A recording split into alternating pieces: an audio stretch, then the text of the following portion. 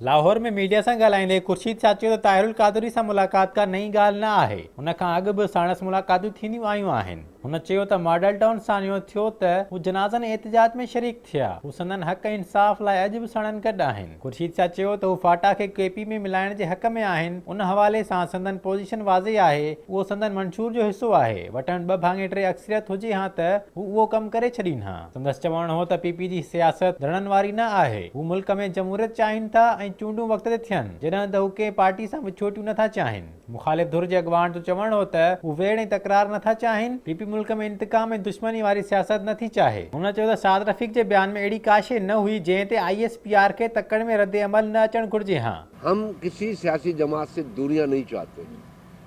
हम मुल्क में सियासत चाहते हैं, सियासी अमल चाहते हैं, हम जमहूरियत चाहते हैं, हम पार्लियामेंट चाहते हैं। हम लड़ाई मार धाड़ का प्रोग्राम नहीं चाहते। पीपल्स पार्टी एक मैच्योर पार्टी है। पीपल्स पार्टी समझती है कि मुल्क में सियासत कैसे होनी चाहिए।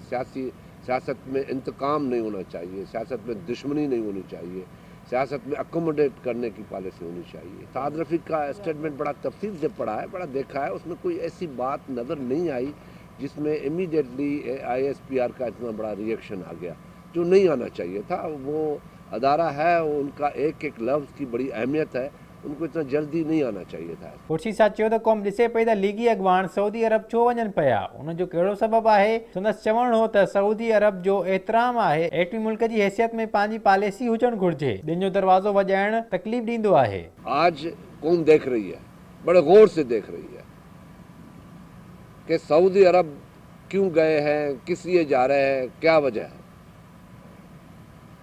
अब अगर इसके बाद कुछ होता है और मामला ठीक होने की तरफ जा रहा है कि बस अभी सऊदी अरब बीच में पड़ गया, आई एम सॉरी, मुझे बहुत एहतराम है। हमारी वो धरती मोहब्बत और अकीदे के हिसाब से उसका कोई मैच नहीं है। वहाँ के लोग जो हुक्मरान हैं उनके लिए भी काबिल एहतराम है, इज़्ज़त है उनके लिए।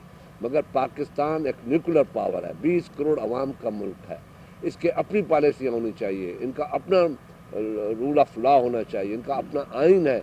हमें फैसले खुद करने चाहिए। मुखालिफ़ धुर जे अॻवान चयो त हिन भेरे अदालतुनि सज़ा ॾिनी। अॼु जेको थिए पियो उहो माफ़ी तलाफ़ी तरफ़ वेंदे नज़र अचे पियो। हुन NRO ऐं पाज़ी जे NRO में फ़र्क़ु आहे। खुर्शीद शाह चयो त नओं NRO थियो त इदारनि खे वॾा ताला लॻाइणा पवंदा। हुन चयो त संदन ख़्वाहिश आहे त हुकूमत मुद्दो पूरो करे, जेकॾहिं ईअं न थियो त आइन सां ज़्यादती हूंदी। हिकु सवाल जे जवाब में खुर्शीद शाह चयो त इमरान ख़ान ऐं नवाज़ शरीफ़ लाडला आहिनि, हू खेॾण लाइ चंड घुरनि पिया। खुर्शीद शाह मुतालबो कयो त हिन भेरे मुल्क में चूंडूं गिलगित बल्तिस्तान ऐं आज़ाद कश्मीर सां गॾु करायूं वञनि।